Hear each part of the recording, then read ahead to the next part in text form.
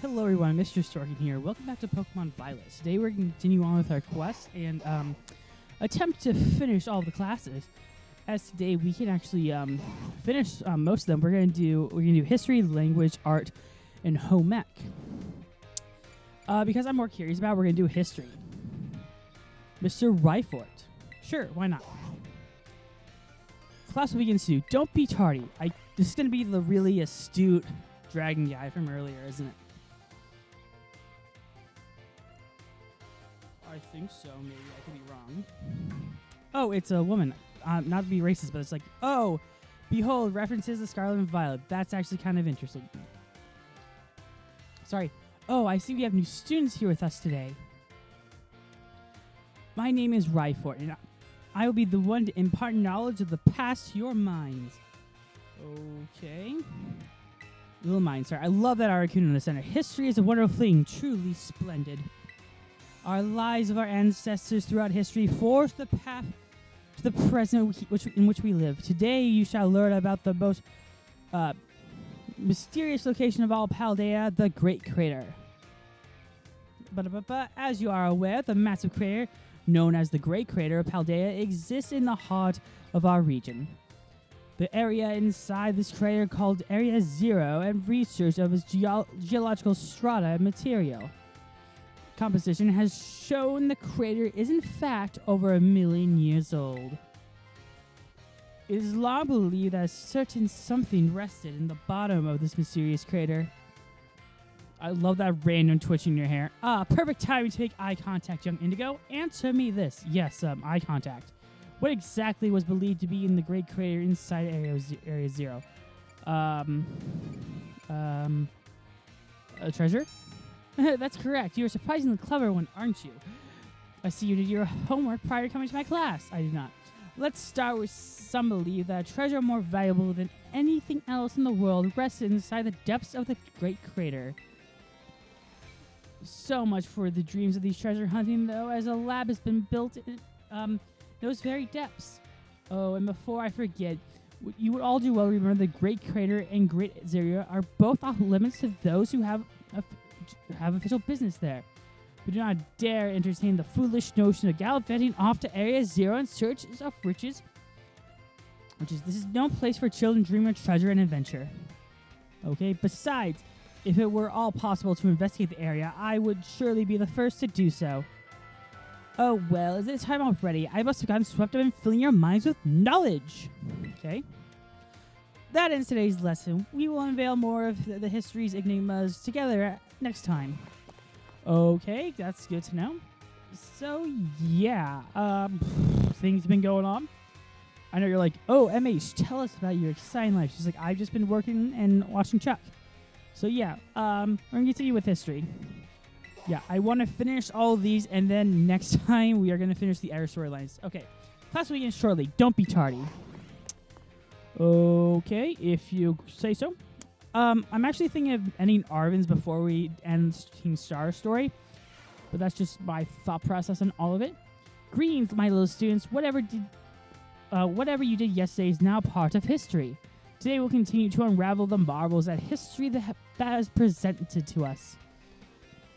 About 2,000 years ago, this region came under the rule of the Paldea Empire. What? The historical accounts describe the Paldea Emperor as being quite of a dictator. This employer zealously believed the legend of the treasure that rests deep within Area Zero. I must mention that the civilizations of our ancestors were not as developed as ours is today. People back then were more likely to believe in mysterious legends, magic, and things beyond human comprehension. In an attempt to gain power and stand against Paldea's neighboring countries, the Emperor sent people in droves to join in the hunt for the fabled treasure of Area Zero. Perfect time to make contact with young Indigo. Yes, again, eye contact. Answer me this. Approximately how many years ago was the Paldea Emperor begin to rule this region? Around 2000. That's correct. You're a splendidly clever one, aren't you? I see you're listening intently to my lectures. Yes, because I know exactly what's going on.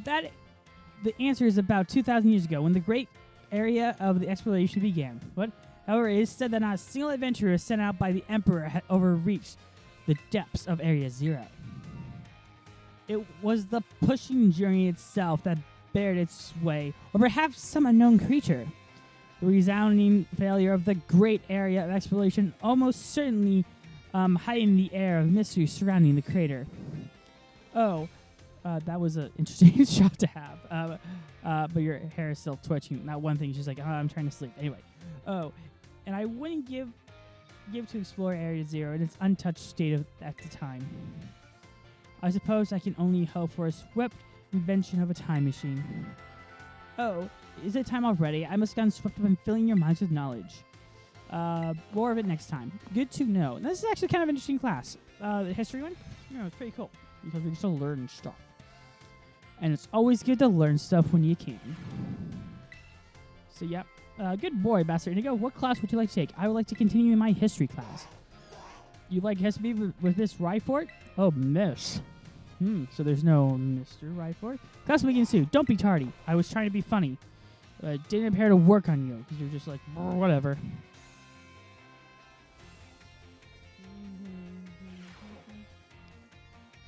Sorry, I'm looking at something. I should just open classes. Okay. Greetings, my little students. Whatever you did yesterday is now part of history. Today we'll continue to unravel the marvels that history has presented to us. As you remember from our last class, Area Zero's great area of exploration began about 2,000 years ago. This area lasted for approximately 1,000 years, but not a single soul has been able to venture all the way to the deepest reaches of Area Zero. Having poured much of its humans and financial resources in the exploration of Area Zero for so long, the Chaldean Empire fell in decline. 200 years later, or 800 years ago, the the surrounding nations united into one unity. This was the formation of the Paldea as we know it today. Yes, this very academy where you're now filling your young minds with knowledge was also apparently established at the time. In fact, this school building, though certainly having undergone repairs through the years, is just as it was built. This was built not so long ago. This very structure of this piece of history, things of old are truly splendid. I would certainly prefer not to have a Pokeball portion, though. It's relatively new addition. Okay. Perfect time to make contact, young Indigo. See, I knew you were going to say, let's see if you're listening to my lecture. Tell me, approximately how many years ago was the academy of ours established? Say around 800 years ago. Correct. I hate nothing more than for a student that pretends to listen. This academy was constructed exactly 805 years ago, to be precise. In other words, your academy here is 805 years old. At the time, it has offered state-of-the-art facilities and uniquely innovative curriculum, such as people used to say, those seeking knowledge need look no further than the grapes of Paldea. That's right, we're referring to Yuva Academy. It is said that the proverb of sorts was used outside the Paldea region. Oh, is it that time already? I must have gotten swept up in filling your minds with knowledge. This ends today's lesson. Our next class will be our midterm exam. Bring the wonders of history to the forefront of your minds in preparation. Okay, but I'm still distracted by that one hair going up and down, up and down, up and down, up and down, up and down. It's a tad distracting, but okay. That grape is distracting too. Okay, let's get to class. What class would you like to take? History midterm. Yes. Class will begin soon. Don't be tardy. Okay, I am ready. So yeah, I like her outfit. She looks very like Native American, which is kind of cool. But I also like the Articuno design in her center. Anyway, greetings, my students. Time for your midterm examination. Summon your historical knowledge from the dark resources of your mind. Answer the questions. It is the Great Crater, actually, I think. A treasure, actually. I know this one. It was 2,000 years ago. See, I remember this stuff. It was 805, so I remember that. Those seeking knowledge. See, it's best if you say that things. Your time is up. Put your writing utensils down. The last question is a freebie. Even the least capable of you are surely padding a score there. I sincerely hope you do. So, I kid you, I'm going to wait till end this sentence. So, ends your midterm examination. You must, you may see your scores at the front desk. So, I kid you not, that's an alma mater where like they have this like, kind of like this speech or like a saying for the school. I had no idea what my college is, not high school, but what their alma mater is. So I don't know. I'm too afraid to ask at this point. Let's see if we pass the midterm exam. Let's see what we got. Oh, 5 out of 5 correct. Yeah, I did a good job. Congratulations. Here are your 5 experience candies. Oh, thank you for the kind things. Keep doing your best. Will do. But we're going to continue with history. What class would you like to take? History, even though your side X like, what? Yes. Because why not? Don't be tardy. Okay. I'm just going to do some quick search on something.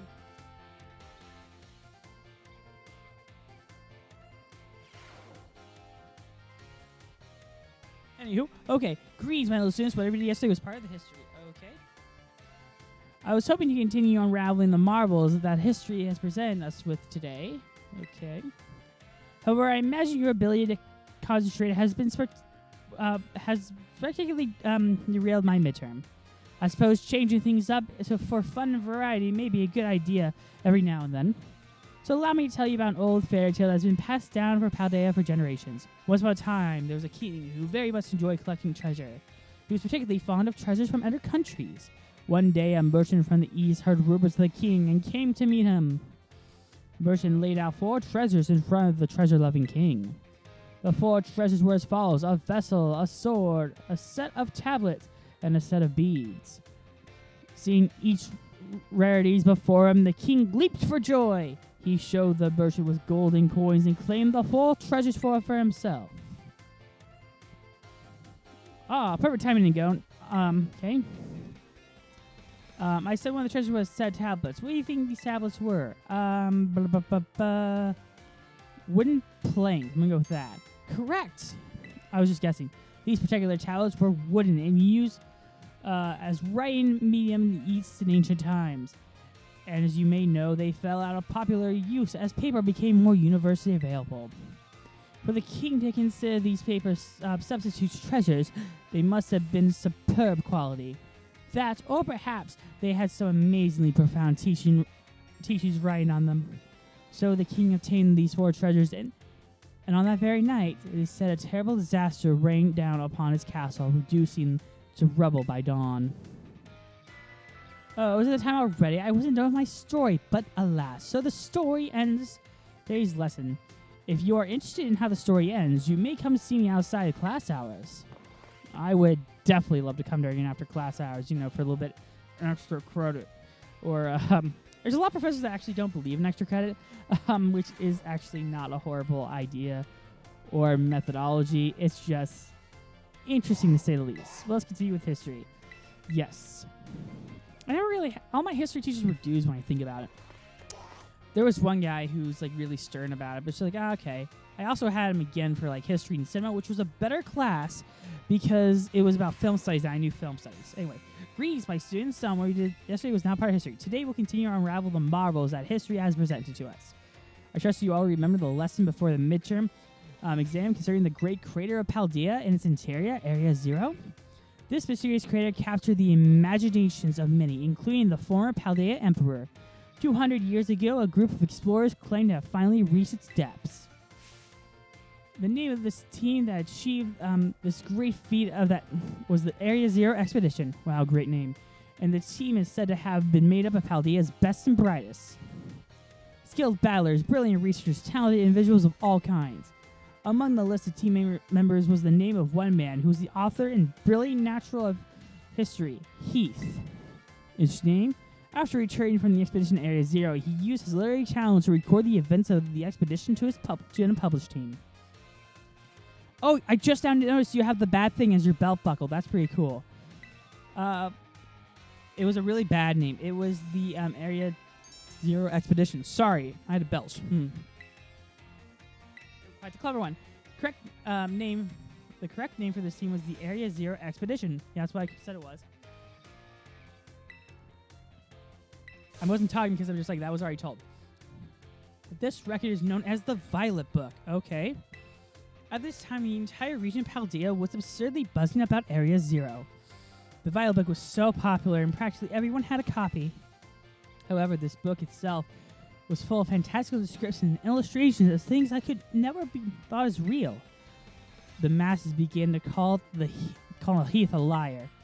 Even the truth of the expedition making it into the bottom of the crater was called into question. The Violet Book was condemned to shelves and used bookstores as just another book of wild paranormal stories. There's a copy of one of the bookshelves on the grand floor of the entrance hall. Feel free to have a read if you're interested. Oh, is it time already? I must have gotten swept up in fulfilling your minds with knowledge. This ends today's lesson. We will unravel more of history's enigmas another time. I can't talk. Next time. That worked well. Enigmas really got me. I don't know why. Just feels like such an odd word to get stuck in your head. I'm drinking, by the way. Not alcohol. I was taking a sip of my dew, which you know I always have. If you know me, you know that I always drink. I have dew. I normally have like milk or something, but it's just like it's early-ish in the afternoon. I'm still unclear on what I want to do today, so I'm like, I gotta be up. So yeah, greetings, my little students. Whatever you did yesterday is now part of history. Today is our last class, so I would like to unravel more marvels that history has presented to us one last time. Our last class, we taught you about Area Zero 2,000 years ago, correct? Alas, 200 years is not that long ago. Not long ago at all. Now, how unfortunate that history lessons must march inexorably towards the future. Would it be more of an advantage to march toward the past instead? To start off from present and study history in reverse? Might be hard to follow. It really would, because you know the events. Indeed, it may be difficult to understand the flow of events. But how one thing leads to another if we were in the trace of history in reverse? I suppose I have no choice but to let the flow of time carry on towards the future. But this is our last class, so I shall fill your minds in the history of the terrestrial phenomenon. Our technology behind the terror ores has origins in Area Zero. Even after the Area Zero explosion supposedly reached the crater's deepest depths, others continue to explore that area. Around 140 years ago, Pokémon cloaks of mysterious light were discovered there. As you may have already guessed, these were in fact terrestrialized Pokémon. However, when those who discovered these Pokémon brought them to Area Zero, the light faded, and the terrestrial phenomenon remained a mystery for quite some time. Over 10 years ago, it might as well be the present day. A certain someone you have definitely heard of unraveled the mystery. Was it you? Answer me this. What is the name of the famous person who unveiled the thing? I want to say Turo. Correct. I think that you, a new transfer to our academy, will correctly answer the question. You must have been very diligent in your studies. I hope so. Approximately 10 years ago, the professor named Turo unraveled the mystery of the terrestrial phenomenon. He discovered that shining crystals down in Area Zero, or rather, the energy they emit is what causes Pokemon to terrestrialize. This led the professor to invent Terra Orb technology and develop a practical use for it. This technology has been shared with both the Pokemon League and our academy. Rumor has it Director Clavel was the one of the researchers on the professor's team. Alas, this story is much less exciting now that everyone we all know appears in it. Modern history is truly dull, isn't it? Not as much, but it's kind of like a backstory. Okay, we're going to do the final for it, which should be fun. I will give credit where credit's earned for this game. It's definitely making you do stuff that isn't just Pokemon battles, which is kind of cool. Okay, interested in classes? Yes. I would like to take the final on that one. Yes. So I feel like I have a good idea on what to expect. Don't be tardy. I really don't want to finish this class because I really liked learning all of this. I want to learn more about the legend, but I think that has to do with like the pseudo-legendaries or like the legendaries aside from Miraidon.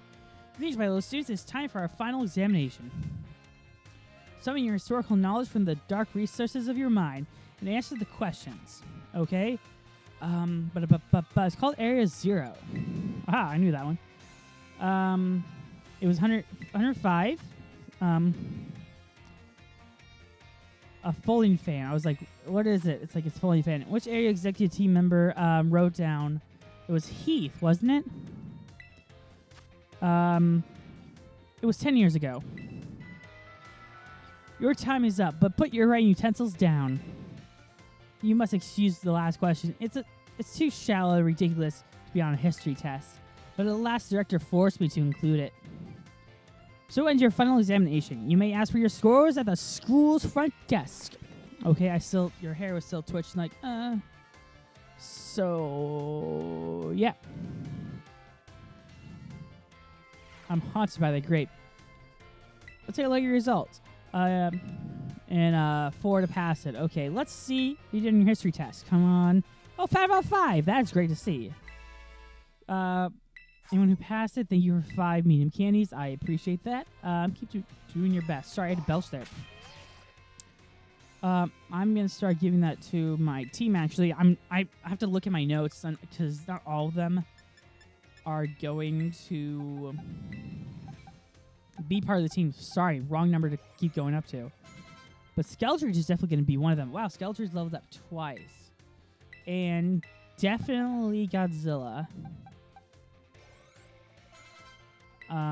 Godzilla, I'm going to give you, like... Wrong Pokemon, Godzilla. I'm going to give you, like, 4 more, buddy. You need it. Ice Cold Crash. Ooh. Yes. Ice Cold Crash. 3-5. I'm going to get rid of Freeze Dry has a chance of freezing it. No. I'm sorry. I'm not going to let you learn it. And I am definitely going to have... I know Minerva's going to be there.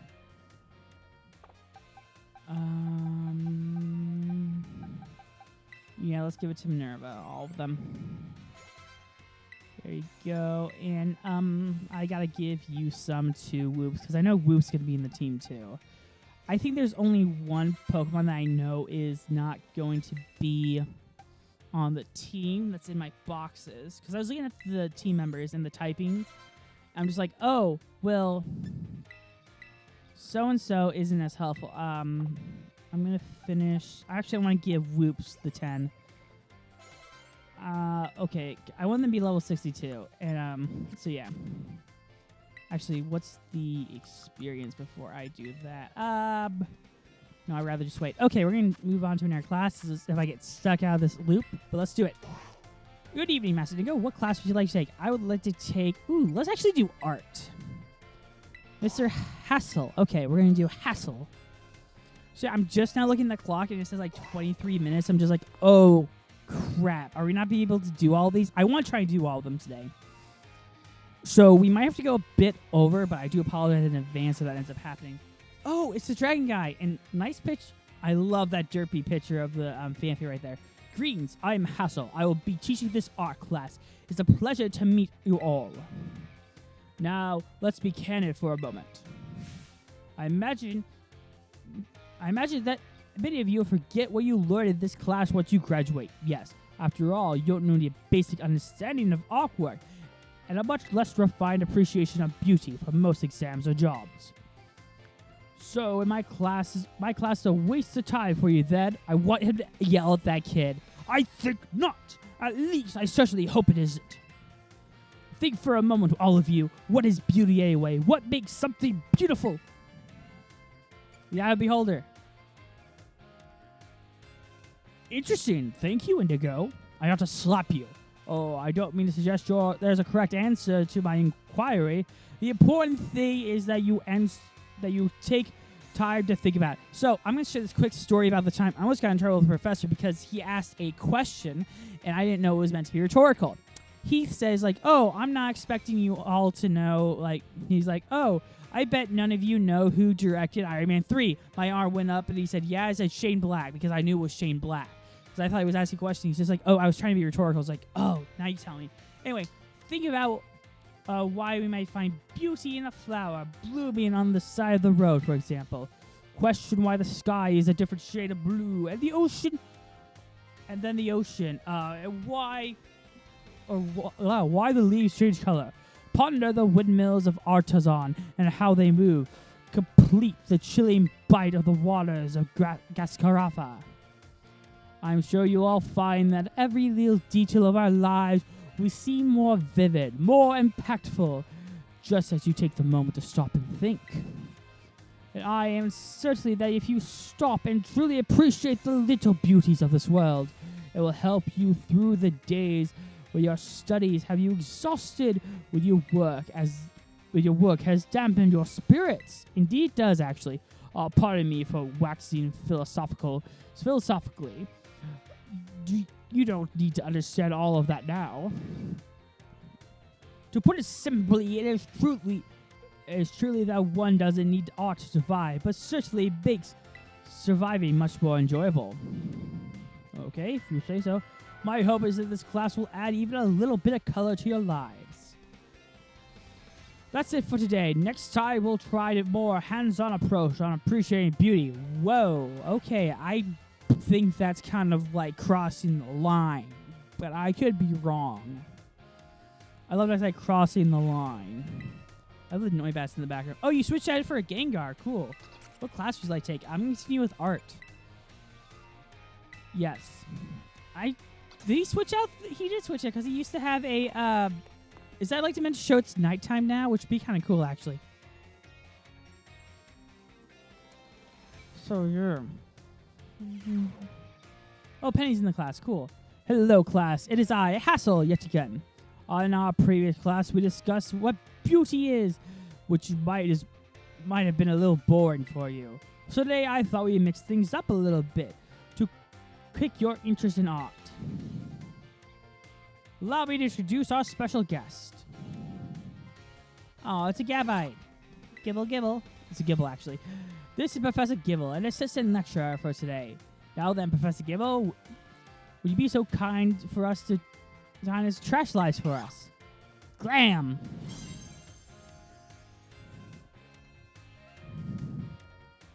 Oh, cool. It's a grass type one. That's kind of cool, actually. As some of you might already know, a Pokemon like a Terrasilize if you see a Terra Orb. Normally, Professor Gibble would be of the Dragon type, but by Terrasilize, it succeeded in changing its type. Gibble. So, class, what type do this lovely glistening flowers of Gibble's head represent? The grass type. Excellent, Indigo. Full marks to you. Those beautiful flowers blooming above Professor Gibble's head show that it has now become a grass type. The shape of the Terra tool just above the Pokemon's head depends on the Pokemon's Terra type. So I just thought if I saw a notification, and I did. It was for YouTube. To summarize, if you have an opponent's Pokemon Terrasilize during battle, observe the Pokemon's Terra jewel closely to see which type it has become, and choose effective moves accordingly. This is my sincere hope that today's lecture will help you achieve beautiful victories. The terrestrial phenomenon is indeed fascinating and deep subject to discuss. That is it for today, class. Thank you, Professor Gibble, for your help. Gib, glam, gib. I'm a glam gibble. That sounds odd, but yeah. But anyway, I want to know if that was from Teal directly, because I commented on Teal's video about how just like, I thought it was great. I hope it was Teal who liked it. But anyway, no, wrong class. No, not Mr. Salvador.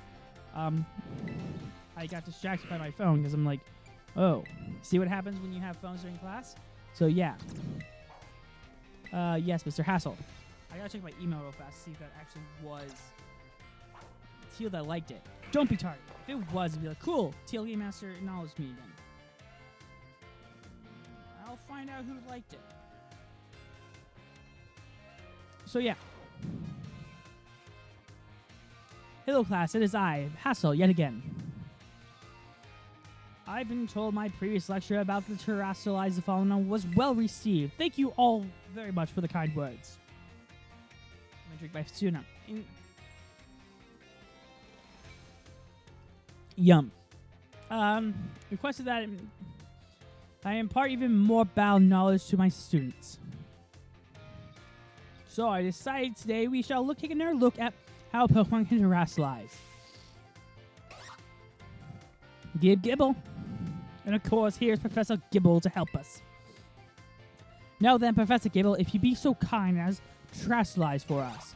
Glam? I'm a Glam Gibble. Is it going to be a dragon type to show us? Oh, it's an ice type. Now that what we have here, last class we saw a grass type translating, but this time we have something of a bit different shape. Observe the terra jewel resembling a snowflake. Its dendritic shape is something to behold. It's a little chilly standing so close to it. So class, what terra type do you imagine this jewel might represent? I just want to put down fire type just to mess with them. I love Arvin in like these really like small C's for like painting. It's kind of funny. Anyway, I got distracted. The reason there's a snowflake shining above Professor Gibble's head is simple. It is now an ice type. And because Gibble is currently in the ice type, ice moves would be not effective against it. Keep in mind, usually they would deal quadruple damage to Gibble. Now, there's some trivia about snowflakes. While snowflakes come in different shapes and sizes, most are classified as hexagons. Think of it. Snowflakes fall from the sky, taking similar shapes without anyone saying they must. Do you not feel the great mystery of nature? The beautiful enigma we live in. It's a bit of a tangent, but Mr. Jack's classes are also hexagonal, aren't they? Almost forgot to mention that you can change a Pokemon's Terra type at the Treasury Eatery, located in Maldea. I did not know that, actually. Though I must say the cook there is a little picky. You'll need to get on her good side if you want her to help. A good help's hard to find. Now, be prepared for next class because it's your time for your midterm examination. Thanks you all for today, Professor Gibble. Glam Gibble. I'm Glab Gibble-ish. I want that on a shirt now. Glam Gibble. Just because it feels like something. I just love the way I say it too. Glam Gibble. Okay, good evening, Master Indigo. What class would you like to take today? I would like to take my art midterm, which I'm always horrible at because they're like, hey, paint a painting. And I'm just like, oh, wow, I'm crap at that. Yeah, I hate art classes because the professor is like always picky. So yeah, I always hate them because it's a Terra Jewel actually. I like how this is just a question. Okay, it's grass. It's classified as a hexagon. It is in Maldea because I was like, really? I didn't know that. What makes something beautiful? There's no correct answer. It's just opinion. Time is up. Today's the perfect test. Pencils down. Actually, all answers to be acceptable that there's no correct answer. I would rather not have students not worry about passing or failing my art class, but tests are tests after all. Anyway, good work, everyone. You can check your results at the front desk. Cool. I love that cacnea. I bet like someone's kids drew those. But yeah, I hate art classes because they're really subjective. I took a film one where I had to do a film thing. I want to see how I did on the test. 5 out of 5. Yay. Where I do like this film thing. I edited it so well. I spent days and nights working on it. I spent like tireless nights working on it. And he was like, oh yeah, here's a A on it. I'm just like, an A? I don't want to be that one student, but I worked my ass on it. It's like, I deserve like a freaking A+ on that, buddy. An A, and then I found out this person who did like the bare freaking minimum got an A+. I was really pissed about that because I'm like, what? That got an A+ and mine didn't? And just like, well, yours was too long. It's like, because I talked to someone really interesting. Also, I like to point this out. The person I talked to is more interested than my current professor who's teaching the subject that I'm now a minor in. So, yeah, I'm not a film minor, by the way. I like to make that clear. So I know I'm talking about when I'm talking about film. Hello, class. It is I, Hassel, yet again. I am pleased to say that everyone did well on the midterm exams. As a reward for all your hard work, we have a very special guest visiting us today. It's Professor Gibble. Now then, Brussy, come on in. Greetings. Oh, it's Peter Petrelli in those tight pants.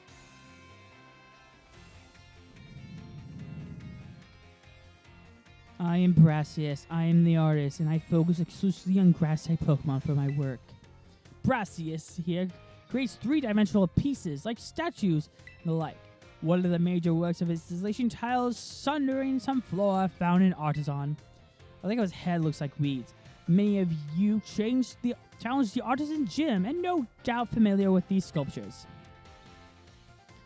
Yes, I do recognize some faces among your students. I hope you all understand how fortunate you are able to attend Hass's class. There shouldn't have been a parentheses there with Hass's, but okay. Old Hass is the man who saved me when I had lost all hope and given up on myself. Sorry to belch, but even he gave me up. But he never gave up on me. I thought I said he also gave up on me, which would be a really depressing story. I do not exaggerate when I say that he's my mentor in life. I love mentors. I had 2 real mentors when I was in college. One of them is named Kevin Smith, not the director. The other one is named, I'm not going to say his name because I'm currently with him. But yeah, they're clearly my mentors. Thanks to Hassel, I was able to establish my current art style. Oh dear Brassie. I have nothing against reminiscing about old times, but today I hope you would guide this class in the only way you can. Of course. Let's see. Why don't we discuss about Hass mentioned surrounding some flora? Anyone tell me what mood I was in when crafting its detached exposition? I'm going to say a sad mood, because you look like a sad guy. If it says happy, I'm going to be surprised. No, completely and utterly wrong. When I made a sculpture, I surrendered all hope and prepared to give up everything. As a resolved to give up my life as an artist if that piece did not receive proper recognition. Hence the name, Surrendering Some Flora? I'd be more concerned with the fact that he would give up hope. That's exactly it, Hass. When I started as an artist, I experienced many hardships, but even became deathly ill and fell into a slump that drove me into depression. The drugs didn't help either, but I began worrying only about what would sell. I was concerned with fame and fortune. But all of my pieces during that time had no depth. They were all shallow trash. That was when I last met Hass. He helped me realize how petty I was being. I'll spare you the details, but in the end I was able to leave it all behind. It is also when I crafted the Sunflora. Remarkable. Even I didn't know the full story until now. This kind of things is hard to tell someone, especially when they're so close to you. Now, I don't doubt that you adolescents will often find your heads clouded with worries. My advice to you is simple. Be honest with yourself and do whatever your heart desires. So long as you don't cause trouble, that is. That's it for me. Oh, wow. I must admit, I'm beginning to feel a bit embarrassed. I bid you a farewell, Hass. And a farewell to your pupils as well. Oh, Brassie, I can't believe it. Such a wonderful class. Oh, he's crying. Thank you so much. He moved him to tears. So I'm just now looking at the time, and I highlighted Epiphany in this moment. I'm going to split this up into 2 parts, so we're getting 2 parts of the classes, not just one. Because I'm like, hey, this is probably going to leave me in the 45-minute area. So, yeah, after this class, we will take a break and see you guys next time with a next class. So, yeah. Looking forward to that. That wasn't sarcasm. That was just me being like, ooh, looking forward to that. Hello, class. It is I, Hassel, yet again. First, allow me to apologize for losing my composure during our last class. I felt something in the ground for a minute. I was so touched by Brassia's story that I simply couldn't contain my emotions. I'm so sorry for making such a scene. I certainly got a very stern talking to from Miss Time after that class, yes. Anyway, let us shift gears and dive into the material for today's class. Now, many of you have here are the 10 sites of Paldea. As they would imply, there are 10 sites in Paldea that I consider particularly beautiful. Among them, I would say, is the Grand Olive Orchard, which is likely accessible. I think it's nighttime because I'm guessing from the outside. If you could see the field of olive trees for the hill on the way to Cortano. 2 waterfalls are also counted among these 10 sites: Furry Falls and Casserole Falls. There's the peak of Glacier Mountain, known as Paldea's highest peak. There's a direct cliff on Glacier Mountains that's named after a rather unique shape. So let me ask you, my students, what is the name of the 3-pronged cliff of Glacier Mountain, known as Grasp at Straws? Go with Grasp. Excellent. It looks like you had taken hold of something, doesn't it, Indigo? Ha ha. It is a 3-pronged cliff at Glacier Mountain. It is in fact known as Glacier's Grasp. Though its shape is far too subtle to be a human hand, I imagine someone thought it looks like a Pokemon hand grabbing something. There's also mountains in Area 3 of the East Province. There you can get a good look at Lavencia. It's particularly gorgeous at night. In fact, but the view was so brilliant as though it was the million-volt skyline. I hear it's quite a hot spot for dates and deservedly for having such a romantic view. I imagine it's what the kids say these days, very light fleek selfie spot. Of course, you may feel that not all 10 sites live up to the grandiose names.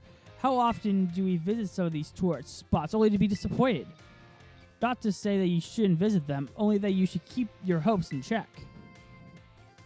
The important thing is to go yourself and to see them with your own 2 eyes.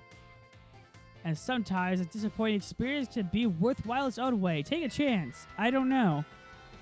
I've never been to the Grand Canyon. I was close to one time, but it was just like, oh, it was cold. Also went to a Mrs. Silo. But anyway, that's my tourist trap stories. Tourist traps are interesting. Like, I want to make one because they're so weird.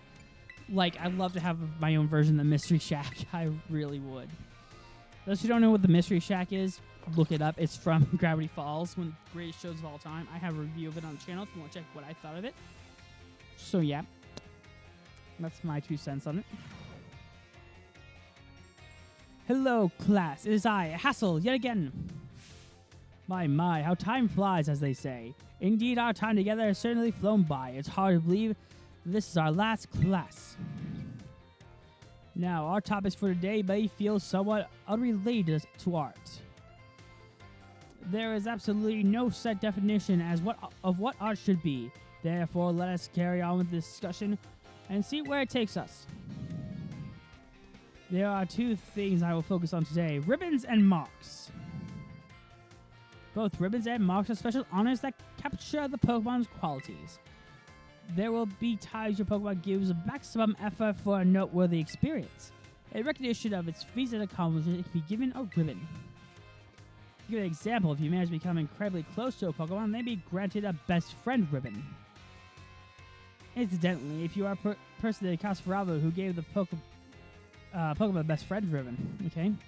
Marks, on the other hand, are mostly found on wild Pokemon you meet them for the first time.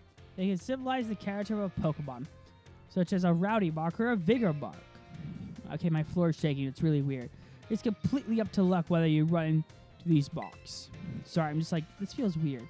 If you are able to catch a Pokemon with a mark, rejoice for your outstanding fortune. Does anyone know what's a special thing you could do with a Pokemon that has ribbons or marks? You change your title? Wonderful, Indigo. Your knowledge is impressive. Correct answer is that Pokemon with ribbons or marks can be given titles. What's more, they can be sent into battle displaying the title of your choosing. For example, if you send out Gibble with Best Friends ribbon by declaring, "Go Gibble the Great Friend." And while I know you just said that these marks are generally found on Pokemon when you meet them for the first time, it seems more recently Pokemon can be awarded certain marks based on their efforts. These marks, such as the Gourmand mark, the Item Finder mark, and the Partner mark, and so on. Perhaps it might be fun to try and work out how to get each mark using name as a clue. Well then, that just wraps up for class. Next is the final exam. Please review your material closely and you will pass on your first try. I am hoping. So after we do the exam, we'll end the part because, yeah, this is going a bit longer than I thought. I thought it was just going to be like an hour, like just doing all of them, but they're a bit longer than I thought. But let's do the art final. That's what I get for not doing a lot of these in order. So yeah. Let's begin soon. Don't be tardy. Okay, if you say so.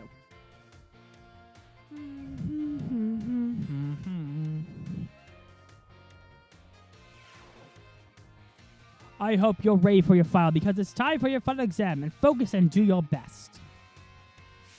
And begin. Okay. It is the Treasury Eatery. What is the name of Brassy's signature? It is the Serenity and Flora. How many waterfalls? I want to say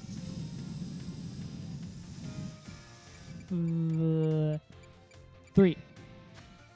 Where can you find the Million Volt skyline? That was in Valencia, right?